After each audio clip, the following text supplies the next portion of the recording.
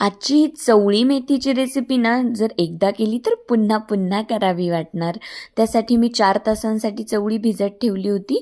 हळद टाकून गरम पाण्यामध्ये छान मऊ शिजवून घेतली. नंतर एक बाजूला पनीर बनवलं होतं. पनीरचं पाणी मी आज चवळी मेथीसाठी वापरणार होते. थोड्याशा साजूक तुपामध्ये मेथी कट करून छान परतवून घेतली.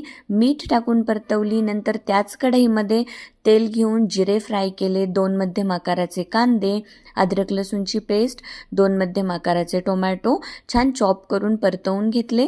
नंतर लाल मिरची पावडर, हळद पावडर, होममेड गरम मसाला, तमालपत्र आणि धने पावडर सगळं काही टाकून हे छान परतवून घेतलं. परतलेली मेथी आणि शिजलेली चवळी ॲड केली. मीठ ॲडजस्ट केलं, पाणी ॲडजस्ट केलं आणि छान झाकण ठेवून सगळं शिजू दिलं. शेवटी 1 चमचा एवढी मिल्क क्रीम आणि कोथिंबीर ॲड केली आणि रेडी आहे आपली भन्नाट अशी चवळी मेथी.